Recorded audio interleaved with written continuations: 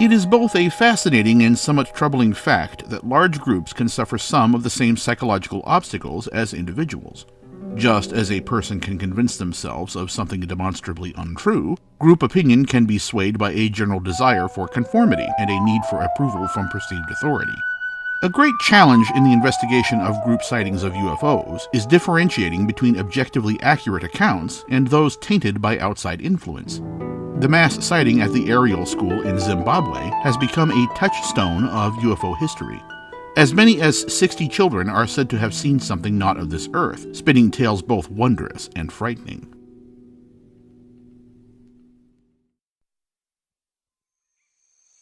The Mashonaland East Province of Zimbabwe is an area of broad, rugged veldt interspersed with trees and dense undergrowth. Within this province lies the town of Rua, a farming community about 22 kilometers southeast of Harare, the nation's capital. Founded in 1991, Ariel Primary of Rua is a somewhat exclusive private school, catering to 250 pupils of grades 1 through 7, from families of healthy financial means and diverse ethnic backgrounds, including both white and black Africans, mulattoes, and those of Asian descent. The sizable school grounds are surrounded by a marshy expanse of trees and tall grass, home to a host of indigenous spiders, scorpions, and snakes.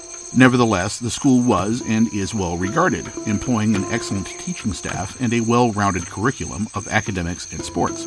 On Friday, September 16, 1994, Mrs. Allison Kirkman, a physiotherapist volunteering at the school for the day, was taking her turn operating the school's tuck shop, a small on-campus kiosk that offered drinks and treats to any child with a sweet tooth and pocket change.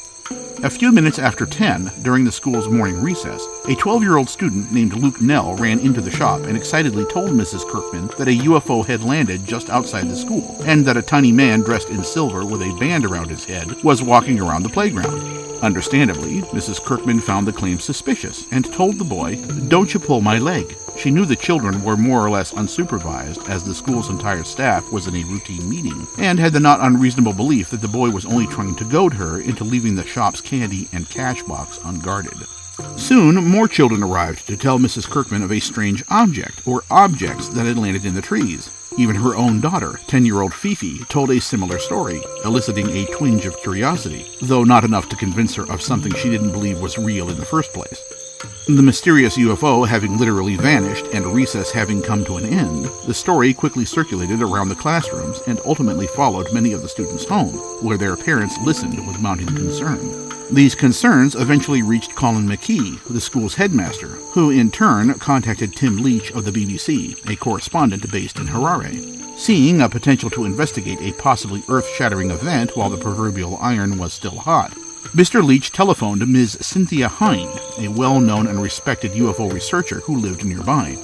An investigative team was quickly cobbled together and scheduled to meet at the site the following week. An unfortunate, though unavoidable delay, as the school was closed on weekends, thus offering little chance to obtain fresh interviews from witnesses. During the interim, Ms. Hind spoke with Allison Kirkman to obtain a summary of the reported events. It seems at about 10:15 a.m., as the children were playing in the schoolyard, a small object descended from the sky and landed 100 to 200 meters away in the scrub brush to the north of the school. Mrs. Kirkman explained that many children became highly agitated at this point, some running away in a dreadful fright. Quote, "More children were coming, and they all were really excited. Some children became hysterical with fear, especially one little girl." Unquote. A handful claimed to have seen more than one object, and still others thought they observed as many as 5 altogether, 1 large and 3 or 4 small. However, the illumination from the primary object was said to be so bright that it was difficult to be sure of anything. In further preparation for her visit, Ms. Hind contacted Headmaster Mackie and suggested he have the children independently draw sketches of the UFO for later comparison.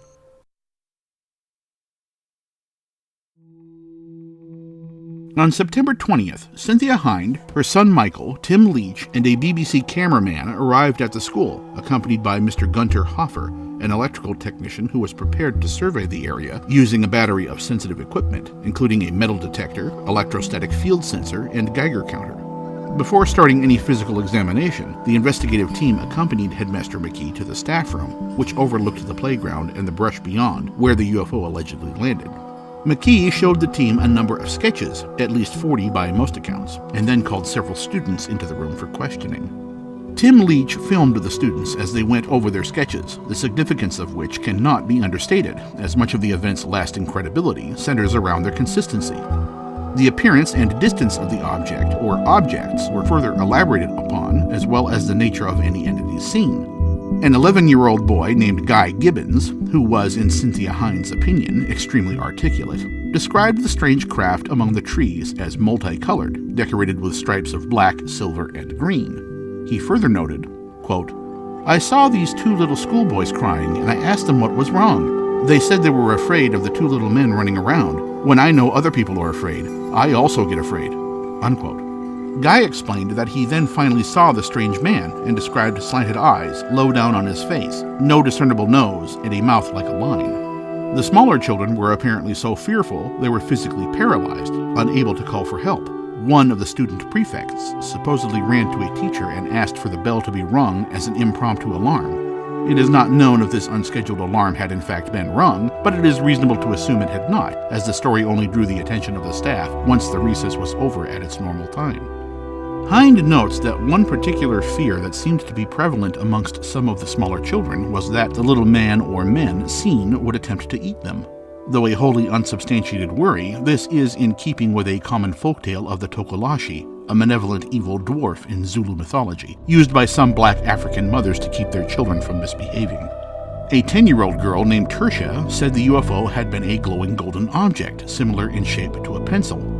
Fifi, daughter of Allison Kirkman, recalled a silvery white light from behind a stand of trees, accompanied by a buzzing noise. Another girl, Candace, was playing with her friends Haley, Camilla, and Claire when they noticed a maroon object in the sky moving about, vanishing and reappearing seemingly at random. Interestingly, in an earlier telephone conversation, a boy by the name of Barry Downing described seeing 3 objects flying over the campus, a flashing red light on each. He further claimed to see the objects quite clearly and watched as they instantaneously disappeared and reappeared somewhere else in the sky, as many as 3 times in rapid succession, finally coming to land near a group of gum trees. Indeed, Barry's and the 4 girls' recollections of the UFO's color and seeming ability to teleport are a noteworthy detail and was just one of several oddities that piqued Cynthia Hind's curiosity. At some point, Candace and her friends climbed onto a pile of logs that were on the school grounds and spotted a silver object among the trees. At first, they thought they were seeing a reflection from a piece of glass, possibly a window from a house on the nearby property owned by a Mrs. Nurse. Candace was keen to leave the campus and find out what the object was, but her friends reminded her it was strictly against the rules, as the area was still quite wild and dangerous. Quote, "We waited for a few minutes, and we just stared at this thing, and we heard this flute, sort of like a flute noise, so we went a bit closer, and then I saw this black figure running in slow motion." Unquote. By this time, Salma Siddiq, another of Candace's friends, had joined the group. Quote, "This figure poked its head up and looked at me out of the grass, and me and Candace were really scared. We nearly screamed." Unquote. A boy named Munyaradzi described a landed ship with a pattern of yellow, purple, and green going round and round. He claimed to have seen 2 beings, one on the ship and one on the ground, both of which he estimated to be a little over a meter in height. An unnamed 4th grader detailed how he and 2 friends, including Barry Downing, had, like Candace, climbed a pile of logs to get a better view of the UFO. Quote, "I saw one person sitting on top of the ship and guarding it, and another one running up and down like he was confused, and he was actually looking at us. Some people thought it was Mrs. Nurse's gardener, but I don't believe that because I know what I saw." Unquote. After a few minutes, most of the students were dismissed, and the investigative team left to make a survey of the alleged landing site outside, accompanied by Headmaster Mackie and 2 of the students, the aforementioned Guy and 11-year-old Fungi Mavangare. They all walked to the site, near the 3rd in a line of electrical pylons that ran from the school proper. At this point, Mr. Hoffer tested the ground and surrounding environs for irradiation and metal deposits, and found nothing out of the ordinary. Although Ms. Hind noted the brush in the vicinity was sparse, indicating it might have recently been cut, She found no visible evidence of any grass or reeds bent or pressed down by any external mechanical force, nor did the team find any evidence of the ground having been subjected to high temperatures, a possibly significant fact considering Guy was insistent that he had gone into the area following the UFO's departure and saw 3 distinct burn marks.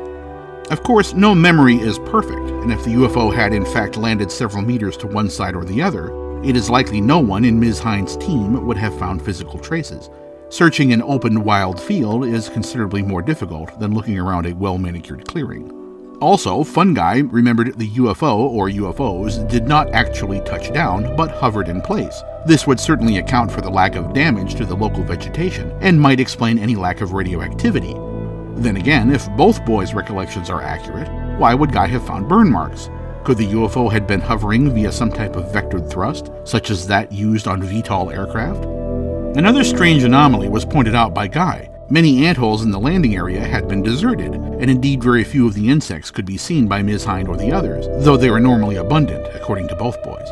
Guy further stated that besides finding burn marks on the ground, he also saw hundreds of dead ants. Though a seeming point of interest, Headmaster Mackie was quick to point out the lack of ants was probably due to a drought being experienced in Zimbabwe at the time.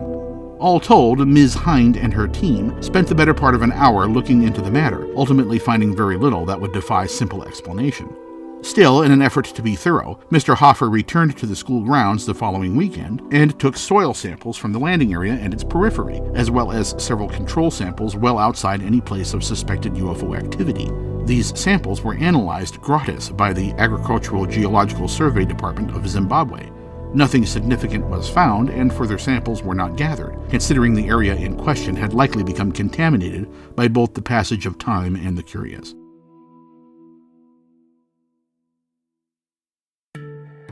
In early December of 1994, Harvard professor of psychiatry John E. Mack and researcher Dominique Kalamanopoulos visited Ariel School, accompanied by South African film producer Nicky Carter, whose half-brother had been a student but had been out sick on the day of the event. Dr. Mack had already been in Africa for several days on UFO-related matters, having answered questions for Radio 702 out of Johannesburg, and appearing on Agenda, a South African television magazine with alleged alien abductee Vizulu Masulu Pridu Mutwa.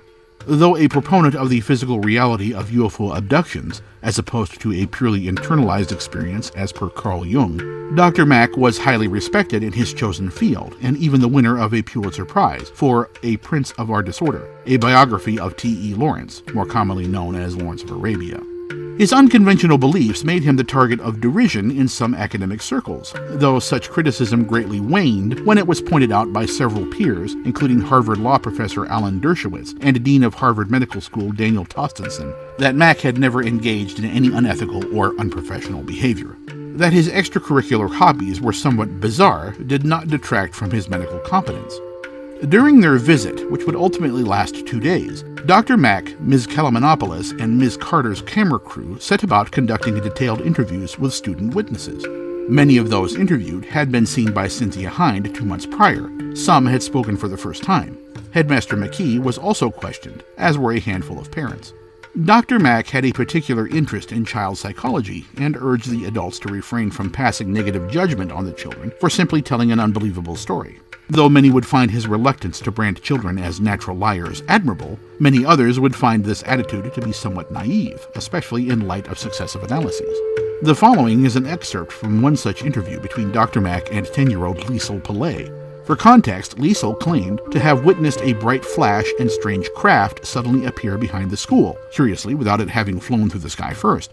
2 little people were seen by her as well, one with long black hair and the other bald, both with large eyes, no nose, and a very small mouth. She estimated the craft and its presumed occupants were in view for a total of 3 minutes.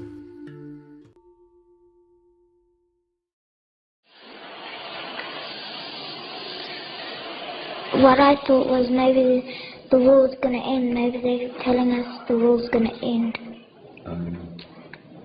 Why do you think they might want us to be scared? Because maybe because we don't look after the planet, the area properly. Mm-hmm. And Melanie, is this an idea that you have had before, that we don't look after the planet properly in the air, or did this idea come to you when you had this experience? When I had this experience. And how did that idea come to you from this experience? This is a little hard, but try to be with me here, okay? How did this idea come to you when you had this experience?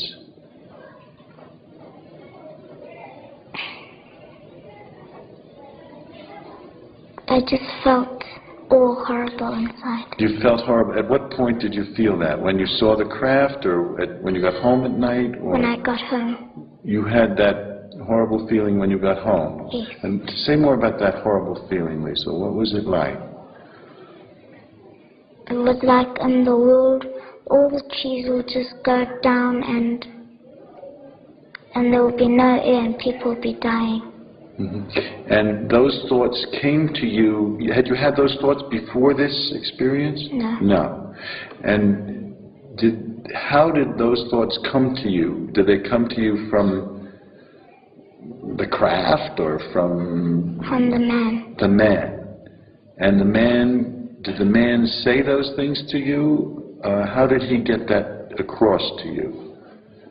Well, he never said anything. It's just that the face is the eyes. What was the sense you got from those eyes?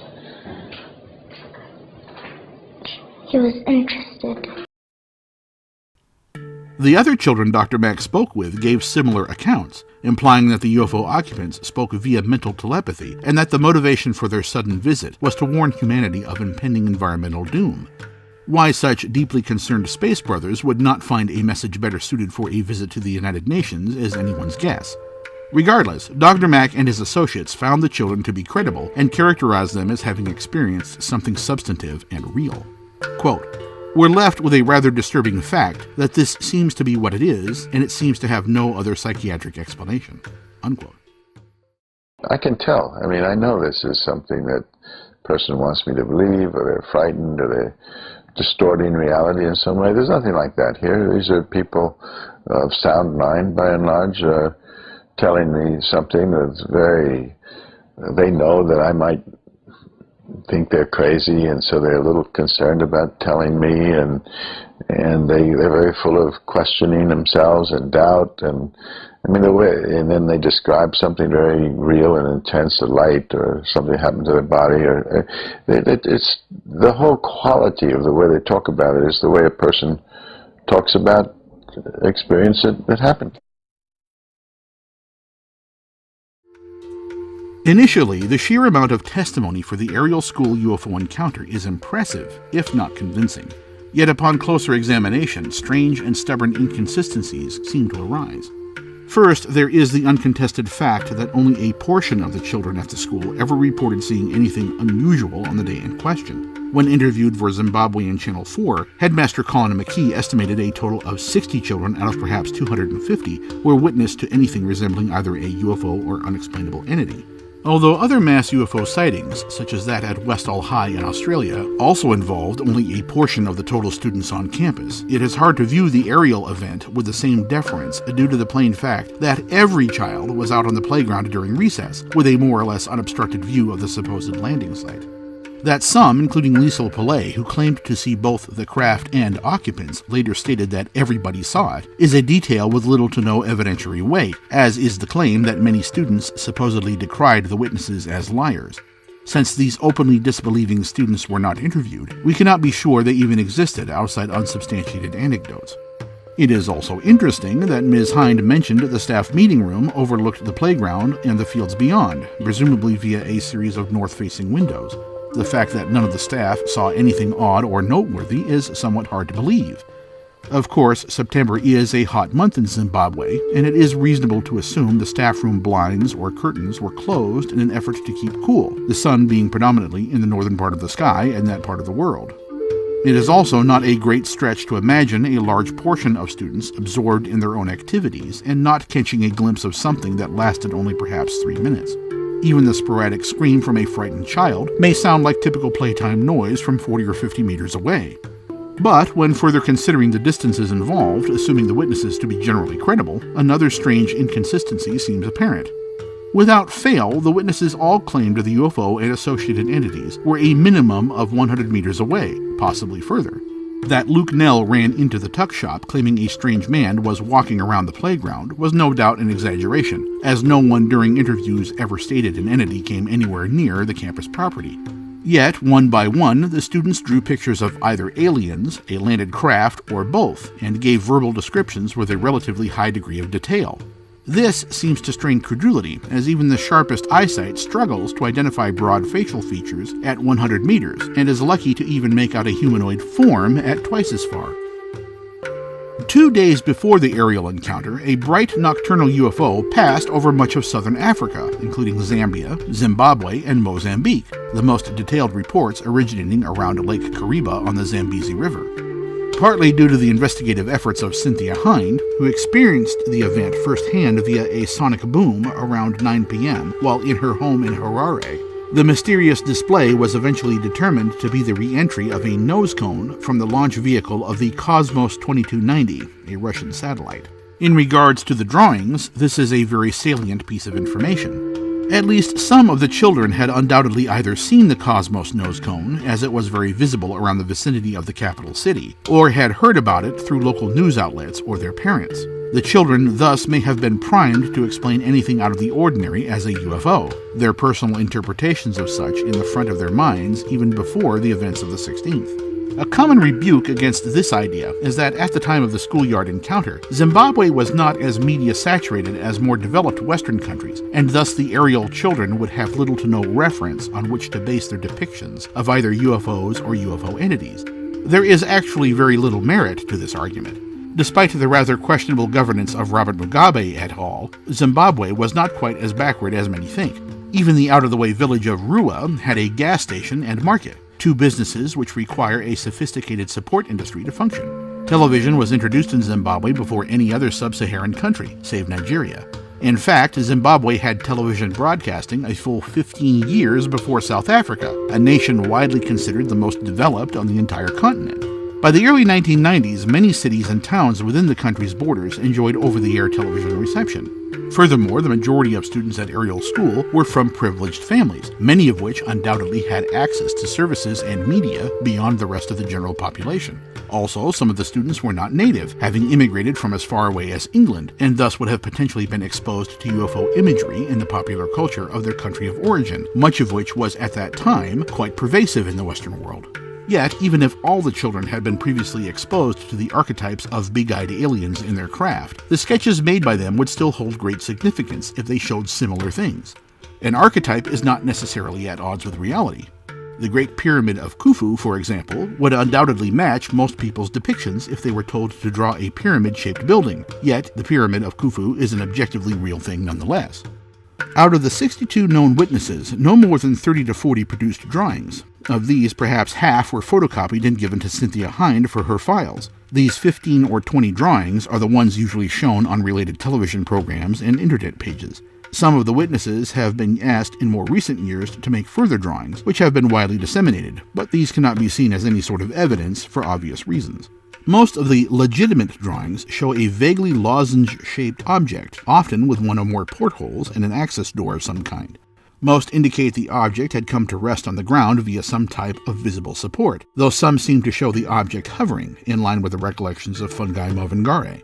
Strangely, and contrary to many staunch defenders in the UFO community, the drawn objects bear little resemblance to one another, if not direct conflict. Doubly strange, as pointed out by commentator Count Otto Black on Robert Schaefer's blog Bad UFOs, Fungi's picture in particular seems to ape many features of a late 1960s television show, The Invaders, reruns of which may have been shown in the Harare area. Could some of the children have been referencing popular culture to draw their version of a fictional UFO? Rather than outright fabrication, this could indicate an attempt at an educated guess on some of the children's part. More than one witness did state the UFO was too bright to clearly see, though if it was that bright, the idea that whatever it was went completely unseen by over 150 others seems somewhat dubious. Many of the drawings depict a humanoid entity, or pair of entities, some of which are reminiscent of the classic hominid alien, and some without facial features of any kind. Still, some depict somewhat unique characteristics, such as long black hair. Unfortunately, the verbal descriptions that accompanied the drawings, especially in regards to entities, were blatantly contradictory or even bizarre. One boy described the beings as quite plump, while most others said they were noticeably slim. Some noted one of the beings had long black hair. One girl even likened it to a hippie. Some show the entities in form-fitting black outfits, while others indicate they were polka-dotted. Still others, like Luke Nell, stated the creature wore silver. Some have eyes that were entirely black, while others had black eyes with white pupils, or vice versa. A stupefying bit of minutiae, considering what or whoever it was at least a football field distant.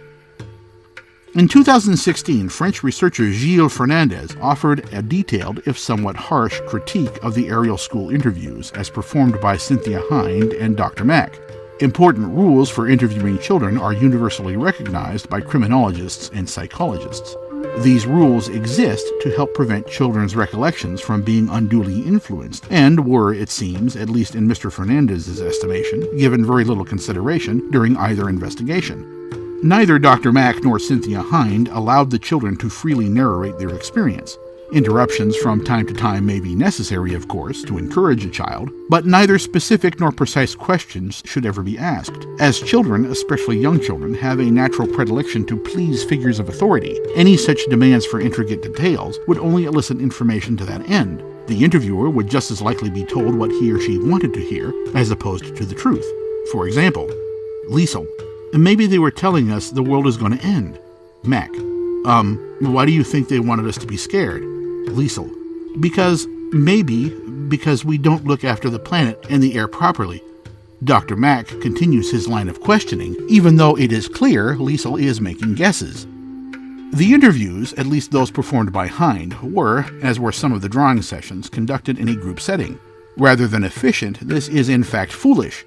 One child's testimony will inevitably be heard by all the members of a group, generating an instant, though wholly artificial, form of corroboration. In Dr. Mack's case, Liesel Pillay was filmed as she drew a picture of the UFO and associated entity on a chalkboard, in plain view of anyone in the room. Such parasitic memories aren't even necessarily created on a conscious level. A child may start a group session quite uncertain of what he saw, and then slowly fill in the details based on what he hears and sees while waiting for his turn.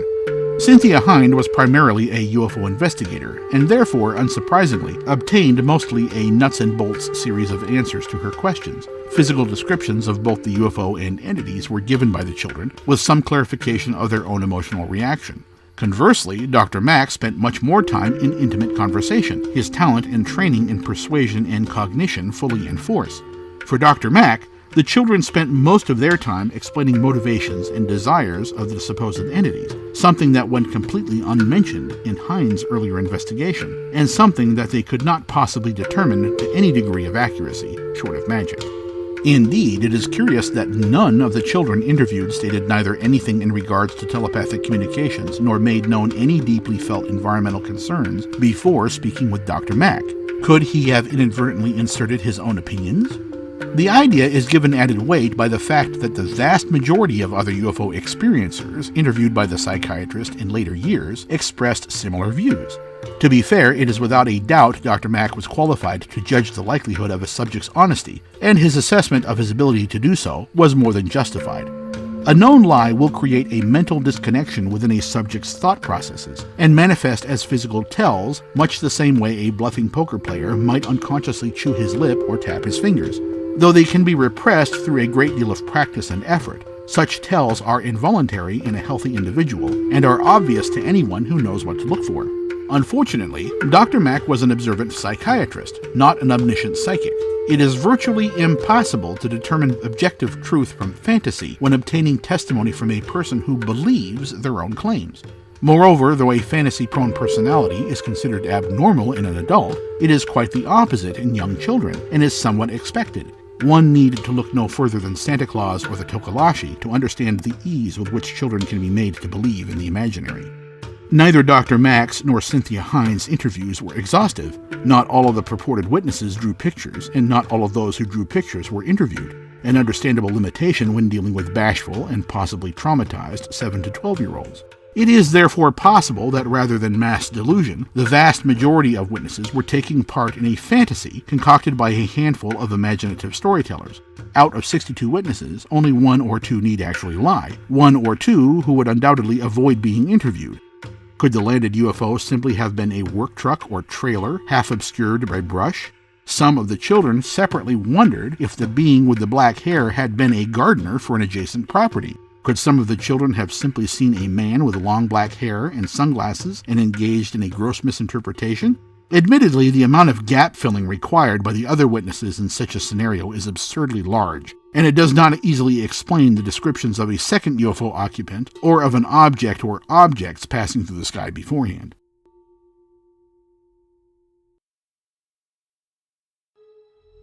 Of course, none of this means the children of Ariel School did not describe exactly what they saw. The mere existence of questions does not prove the falsehood of an unknown, though the ease with which such questions arise may imply it, for better or worse. There have in fact been several incidents of mass UFO sightings at schools throughout the world. Besides the Westall and Ariel encounters, there have been sightings at Crestview Elementary School in Opelika, Florida, Broadhaven School in Wales, and Richmond School in Maraenwi, New Zealand, to name a few. That nearly all of these sightings are made by fairly young children in primary schools is perhaps a telling feature.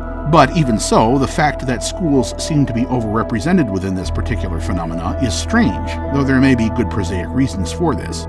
Schools contain a high concentration of potential witnesses during peak hours of daylight, a time when strange aerial phenomena would be the most noticeable. Several times throughout any given day, large groups will be congregated outdoors for recesses, lunch periods, and activities. Schools, particularly those in rural or suburban areas, are generally removed from visual congestion, often having a large expanse of sky ripe for wandering eyes.